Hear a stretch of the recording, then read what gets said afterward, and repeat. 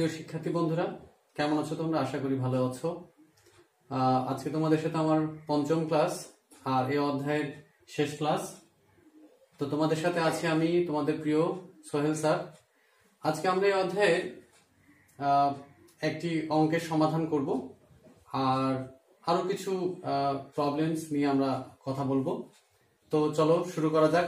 দেখি আমাদের আজকে একটি অঙ্ক দেখি।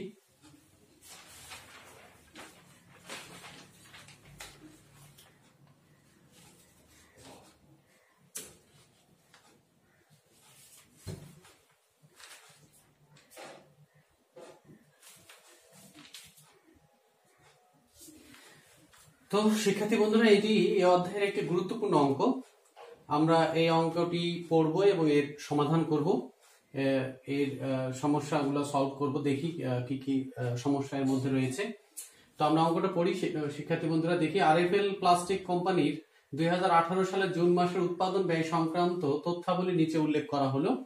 এখানে আমরা একটা ছক দেখতে পাচ্ছি, একটা টেবিল, যেখানে প্রারম্ভিক টাকা ও সমাপনী টাকা দেয়া আছে, কাঁচামাল, চলতি কার্য, তৈরি পণ্য, এই তিনটি মজুদ পণ্যের প্রারম্ভিক এবং সমাপনী তথ্য দেয়া আছে। নিচে আরো কিছু তথ্য রয়েছে। ব্যবহৃত কাঁচামাল 1,51,000 টাকা, প্রত্যক্ষ খরচ প্রত্যক্ষ শ্রম 60,000 টাকা, কারখানা উপরিব্যয় প্রত্যক্ষ শ্রমের 60%, প্রশাসনিক ও অফিস উপরিব্যয় কারখানা ব্যয় 25%। তো শিক্ষার্থী বন্ধুরা, আমরা যদি কয়ে দেখি তবে লেখা আছে কাঁচামাল ক্রয়ের পরিমাণ নির্ণয় করো। ক্ষয়ে আছে উৎপাদন ব্যয় বিবরণী প্রস্তুত করে বিক্রিত পণ্যের ব্যয় নির্ণয় করো, এবং গয়ে রয়েছে বিক্রয় উপরিব্যয় বিক্রয়ের 10% এবং লাভ বিক্রয়ের 20% হলে বিক্রয় মূল্য নির্ণয় করো। তো শিক্ষার্থী বন্ধুরা, এই হচ্ছে আজকে আমাদের অঙ্ক, যার সমাধান আমরা করব। তাহলে শুরু করি। প্রথমেই কাঁচামাল ক্রয়ের পরিমাণ নির্ণয় করো। এটি দুইভাবে নির্ণয় করা যায়। এখানে আমরা যদি খেয়াল করি শিক্ষার্থী বন্ধুরা, তাহলে এখানে ব্যবহৃত কাঁচামাল এটা বের করে দেয়া আছে, সেখান থেকে আমরা খুব সহজেই কাঁচামাল ক্রয়ের পরিমাণ নির্ণয় করতে পারি। এটি দুইভাবে আমরা করতে পারি। আমি দুটি ভাবেই করে দেখাচ্ছি তোমাদের যেটি তোমাদের কাছে সহজ মনে হবে সেটি তোমরা শিখবা বা গ্রহণ করতে পারো। তো আমরা শুরু করি শিক্ষার্থী বন্ধুরা। ক অংশের সমাধান আমরা করি। তাহলে আমরা কাঁচামাল ক্রয়ের পরিমাণ আমরা এভাবে নির্ণয় করতে পারি শিক্ষার্থী বন্ধুরা, সেটি হচ্ছে এখান থেকে, অর্থাৎ সমাপনী কাঁচামাল,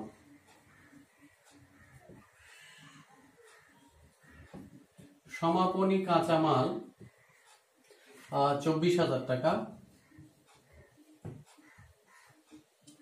এর সাথে আমরা যোগ করতে পারি যোগ ব্যবহৃত কাঁচামাল,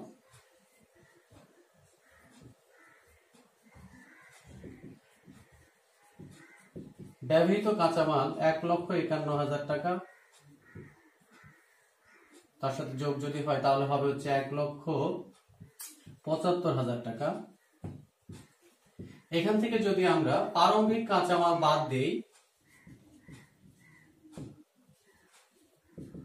প্রারম্ভিক কাঁচামাল আছে 30,000 টাকা, তাহলে আমরা পেয়ে যাই হচ্ছে 1,45,000 টাকা, যেটি কাঁচামাল ক্রয়।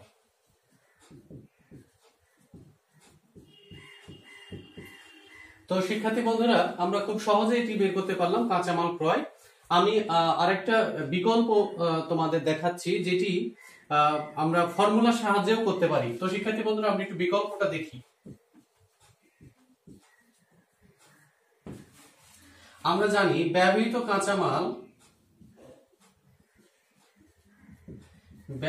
কাঁচামাল নির্ণয়ের একটি সূত্র আমাদের কাছে রয়েছে, সেটি হচ্ছে প্রারম্ভিক কাঁচামাল যোগ কাঁচামাল ক্রয়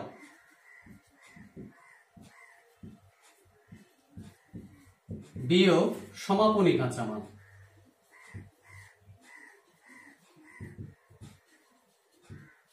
তো শিক্ষার্থী বন্ধুরা, আমাদের এটি একটি ব্যবহৃত কাঁচামাল নির্ণয়ের এটি একটি সূত্র, আমরা অঙ্ক থেকেই পেয়ে যাই এই সূত্রটি। তো শিক্ষার্থী বন্ধুরা, আমরা যদি এই সূত্রের মধ্যেও মান বসিয়ে দিই, তাহলে ব্যবহৃত কাঁচামাল 1,51,000 টাকা সমান প্রারম্ভিক কাঁচামাল দেয়া আছে 30,000 টাকা কাঁচামাল ক্রয়ের মান দেয়া নাই, যেটা আমরা বের করব, মাইনাস সমাপনী কাঁচামাল দেয়া আছে 24,000 টাকা। তো শিক্ষার্থী বন্ধুরা, আমরা যদি এই টাকাগুলোকে বাম দিকে নিয়ে আসি, অর্থাৎ 1,51,000 মাইনাস 30,000 যোগ 24,000 সমান ক্রয় বা কাঁচামাল ক্রয়, অর্থাৎ 1,45,000 টাকা সমান ক্রয়। অর্থাৎ শিক্ষার্থী বন্ধুরা, তো কাঁচামাল ক্রয়ের পরিমাণ আমরা এভাবে করতে পারি, যেটি তোমাদের কাছে সহজ বলে বিবেচিত হবে তোমরা সেটি করার চেষ্টা করবে। তবে আমরা এই বিকল্প অর্থাৎ এই সূত্রটি, এই ফর্মুলাটি সবসময় আমরা অঙ্কের ক্ষেত্রে প্রয়োগ করে থাকি, সুতরাং এটা মনে হয় তোমাদের জন্য মনে রাখা সহজ হবে। তো শিক্ষার্থী বন্ধুরা, আমরা তবে দ্বিতীয় অঙ্কটি অর্থাৎ খ অংশটি যদি করি, তবে দেখি খ অংশে দেয়া আছে উৎপাদন ব্যয় বিবরণী প্রস্তুত করে বিক্রিত পণ্যের ব্যয় নির্ণয় করব। অর্থাৎ একটি উৎপাদন ব্যয় বিবরণী আমরা করব। আমরা জানি উৎপাদন ব্যয় বিবরণী বলতে একদম বিক্রয় মূল্য যেখানে নির্ণয় করা থাকে, অর্থাৎ আসলে এটি উৎপাদন ব্যয় বিবরণী, কিন্তু এটা আংশিক, অর্থাৎ উৎপাদন ব্যয় বিবরণী পুরোটা করতে হবে না, আমাদের বিক্রিত পণ্যের ব্যয় নির্ণয়, এই বিক্রিত পণ্যের ব্যয় পর্যন্ত আমাদের করতে হবে। তো আমরা শুরু করি শিক্ষার্থী বন্ধুরা, দেখি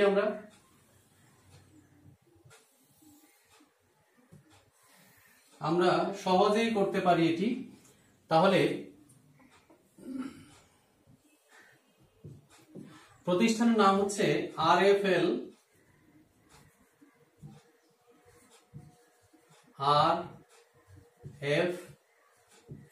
কোম্পানি। উৎপাদন ব্যয় বিবরণী আংশিক, উৎপাদন ব্যয় বিবরণী আংশিক। আংশিক কেন শিক্ষার্থী বন্ধুরা? আংশিক কারণ হচ্ছে আমরা এখানে পুরো উৎপাদন ব্যয় বিবরণী সম্পূর্ণটি করব না, আমরা এখানে উৎপাদন ব্যয় বিবরণী করে মূলত বিক্রিত পণ্যের ব্যয় এই ধাপ পর্যন্ত করব, অর্থাৎ আমাদের প্রশ্নে যতটুকু চেয়েছে।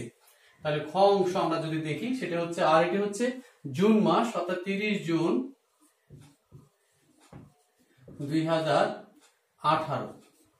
এখানে হচ্ছে বিবরণ বা ব্যয়ের উপাদান আমরা লিখতে পারি শিক্ষার্থী বন্ধুরা, ব্যয়ের উপাদান টাকা। তো শিক্ষার্থী বন্ধুরা, দেখি আমরা খেয়াল করি। তাহলে প্রথমেই আমাদের উৎপাদন ব্যয় বিবরণীতে আমাদের প্রয়োজন হয়, প্রথম ধাপ হচ্ছে ব্যবহৃত কাঁচামাল, যেটি আমাদের অঙ্কে দেয়াই আছে। তাহলে আমরা সেখান থেকে শুরু করছি, ব্যবহৃত কাঁচামাল।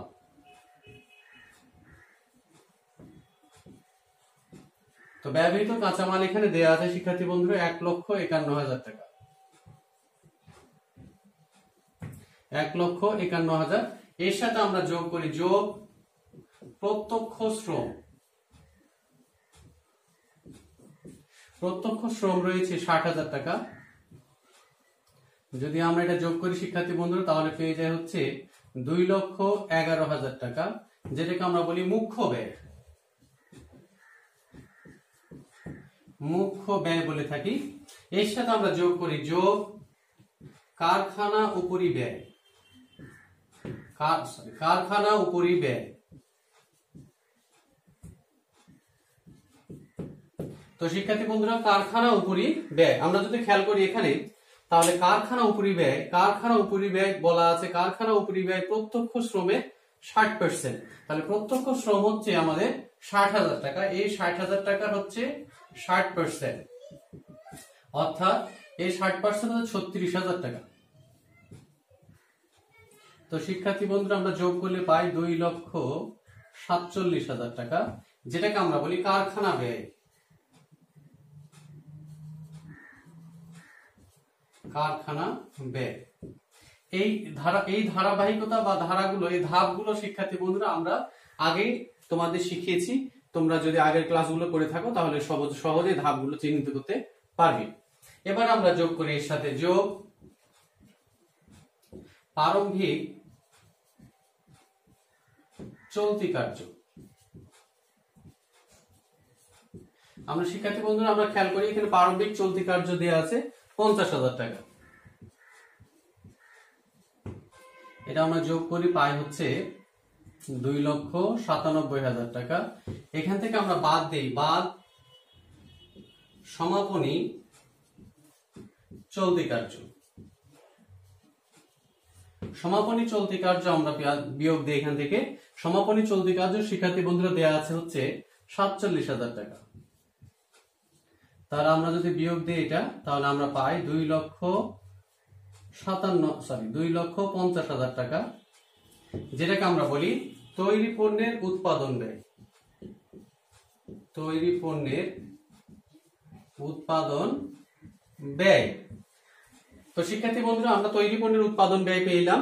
এবার আমরা এবার যোগ করি, এর সাথে যোগ করি যোগ তৈরি পণ্যের প্রারম্ভিক মজুদ যোগ করি এবং তৈরি পণ্যের সমাপনী মজুদ বিয়োগ করি। শিক্ষার্থী বন্ধুরা আমি একটু উপরে মুছে দেই, দেখতে সুবিধা হবে। তাহলে তো শিক্ষার্থী বন্ধুরা আমরা তৈরি পণ্যের উৎপাদন ব্যয় পেয়েছি, এর সাথে আমরা তৈরি পণ্যের প্রারম্ভিক মজুদ যোগ করব। যোগ তৈরি পণ্যের প্রারম্ভিক মজুদ। তো শিক্ষার্থী বন্ধুরা তৈরি পণ্যের প্রারম্ভিক মজুদ যদি আমরা এর সাথে যোগ করি, তাহলে তৈরি পণ্যের প্রারম্ভিক মজুদ হচ্ছে 51,000 টাকা। এটা যদি আমরা যোগ করি তাহলে হচ্ছে 3,01,000 টাকা। বাদ যদি আমরা দেই তৈরি পণ্যের সমাপনী মজুদ। তৈরি পণ্যের সমাপনী মজুদ রয়েছে 43,000 টাকা। তো শিক্ষার্থী বন্ধুরা আমরা যদি এটা বিয়োগ দেই, তাহলে আমরা পাই হচ্ছে 8 আর হচ্ছে 9 থেকে 4 বাদ দিলে 5, 2,58,000 টাকা, যেটাকে আমরা বলছি বিক্রিত পণ্যের ব্যয়। তো শিক্ষার্থী বন্ধুরা আমরা খুব সহজেই খ অংশের সমাধান আমরা করে ফেললাম, সেটি হচ্ছে বিক্রিত পণ্যের ব্যয়। এবার আমরা যদি গ অংশ দেখি, সেটি হচ্ছে গ অংশে বলা হয়েছে, তোমরা একটু খেয়াল করো, বিক্রয় উপরি ব্যয় বিক্রয়ের 10% এবং লাভ বিক্রয়ের 20% হলে বিক্রয় মূল্য নির্ণয় করো। শিক্ষার্থী বন্ধুরা আমরা গত ক্লাসে বিক্রয় দেয়া না থাকলেও এই বিক্রয় উপরি ব্যয় এবং মুনাফা নির্ণয় করে বিক্রয় কিভাবে আমরা নির্ণয় করতে পারি সহজে, এটি আমি গত ক্লাসে তোমাদের শিখিয়েছি। আমার মনে হয় তোমাদের এটি মনে আছে। তো শিক্ষার্থী বন্ধুরা আমরা খুব সহজেই, যদিও এটি এই অধ্যায়ের একটি জটিল সমস্যা, কিন্তু আমরা সহজে এটি সমাধান করার কৌশল তোমাদের গত ক্লাস আমি শিখিয়েছি, আজকে তার প্রয়োগ আমরা দেখাবো। তো শিক্ষার্থী বন্ধুরা চলো শুরু করা যাক। আমরা কিভাবেই সহজেই গ অংশের সমাধান করে থাকি বা করতে পারি একটু দেখা যাক।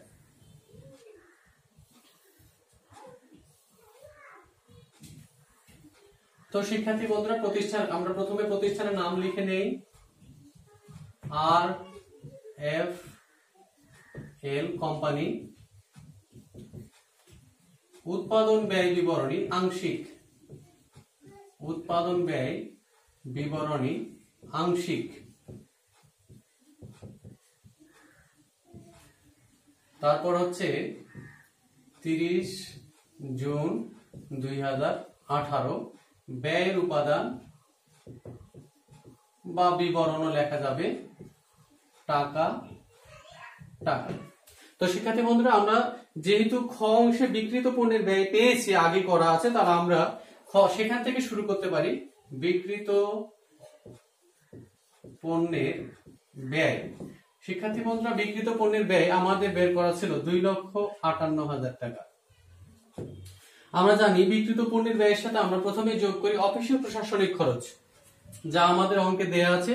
খেয়াল করি আমরা, সেটি হচ্ছে প্রশাসনিক ও অফিস উপরি ব্যয় কারখানা ব্যয়ের 25%।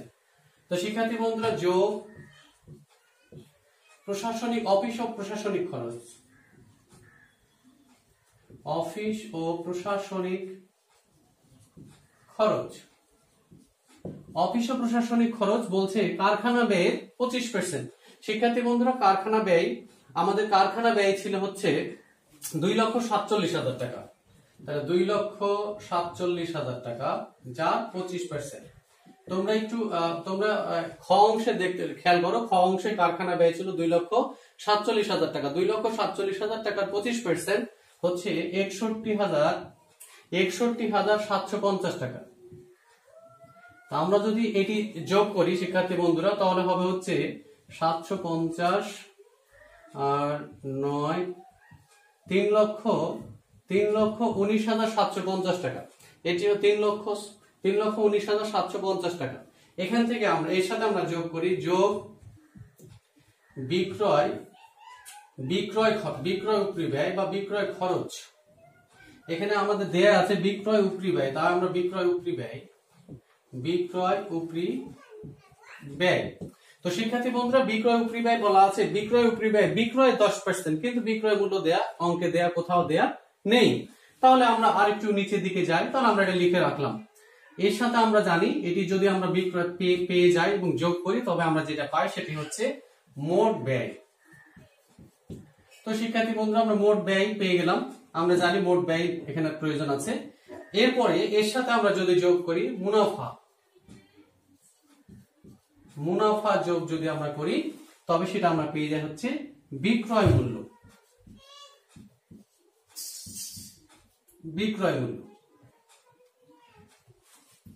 খেয়াল করি শিক্ষার্থী বন্ধুরা, আমরা বিক্রয় মূল্য পাই। এটি আমাদের রিকোয়ারমেন্ট, এটি আমাদের মূলত তৈরি করতে হবে। বিক্রয় মূল্যই আমাদের মূলত বের করতে হবে এই অঙ্কে।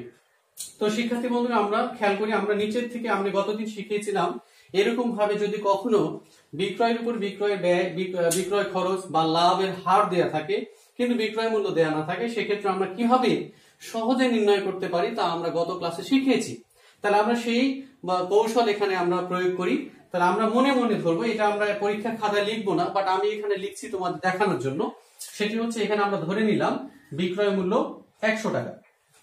তো শিক্ষার্থী বন্ধুরা, বিক্রয় আমরা একটু নিচ থেকে উপর দিকে যাব। উৎপাদন ব্যয় বিবরণীর অঙ্কে নিচ থেকে উপরে যাওয়ার কৌশল বা যেতে হতে পারে মাঝে মাঝে।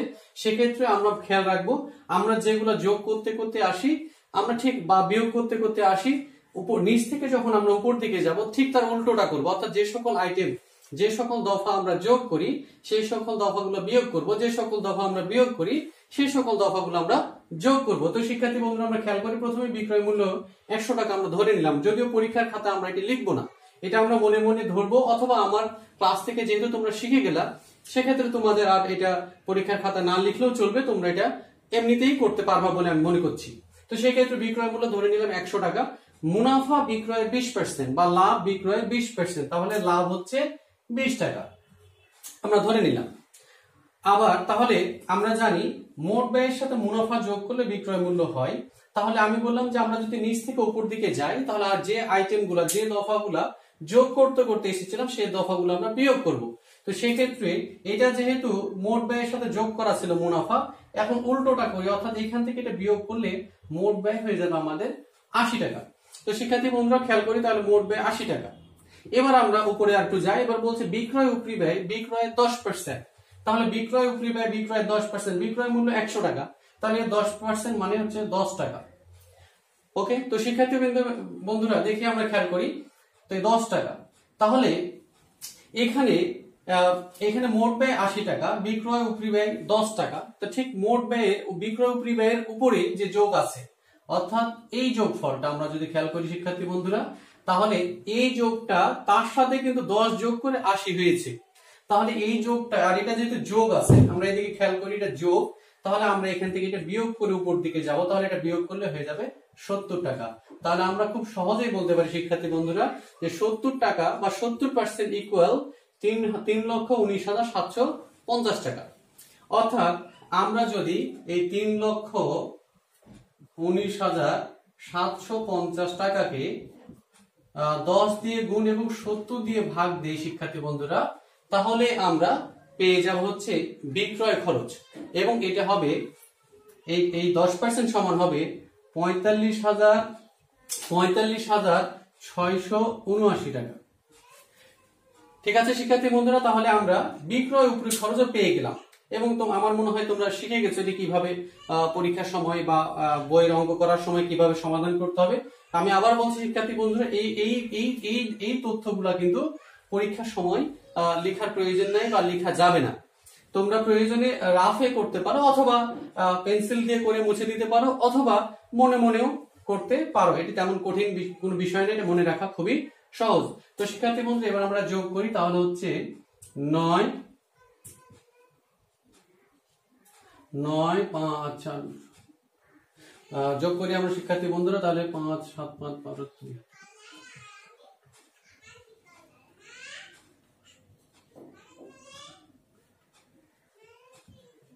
তাহলে শিক্ষার্থী বন্ধুরা আমরা পেয়ে যাই 3,65,429 টাকা, যেটাকে আমরা বলছি মোট ব্যয়। তাহলে আমরা দেখতে পাচ্ছি শিক্ষার্থী বন্ধুরা এই 3,65,429 টাকা সমান কিন্তু আসলে 80%। আমরা এখানে লিখে রেখেছি 80%।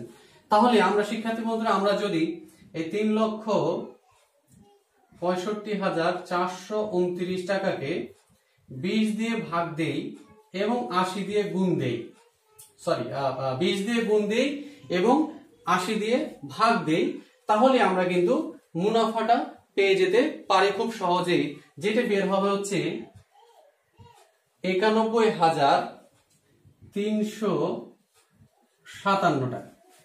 তো শিক্ষার্থী বন্ধুরা এবার আমরা এটা যোগ করি, তাহলে আমরা পাবো হচ্ছে 6 8 7 6 5 এই 4,56,786 টাকা আমরা বিক্রয় মূল্য পেয়ে গেলাম। তাহলে আমরা এভাবে খুব সহজেই কিন্তু একটি কঠিন অঙ্কের সমাধান করে ফেললাম। শিক্ষার্থী বন্ধুরা এটি পরীক্ষার জন্য খুবই গুরুত্বপূর্ণ একটি অঙ্ক, যা আমরা এখানে খুব সহজে সমাধান করতে পারি। তো আজকে এই অধ্যায়ে আমার তোমাদের সাথে শেষ ক্লাস ছিল।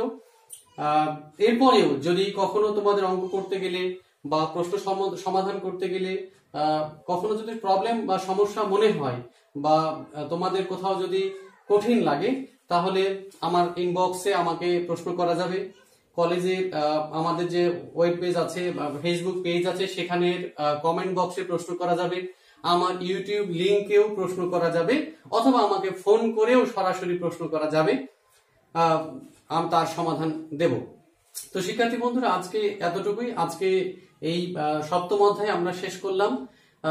যদি কারো কখনো প্রশ্ন হয় তাহলে আমরা সেই উত্তর দেওয়ার চেষ্টা করব। আর একটা বিষয় শিক্ষার্থী বন্ধুরা, সেটি হচ্ছে এই একটা অধ্যায়ে আমরা জানি হিসাব বিজ্ঞানের একটি অধ্যায়ে অনেক অঙ্ক থাকে, প্রায় 30-35 বা তারও বেশি 50 তারও অধিক অঙ্ক থাকে। তো প্রত্যেকটা অঙ্ক একই রকম নয়, প্রত্যেকটা অঙ্ক ভিন্ন ভিন্ন রকম।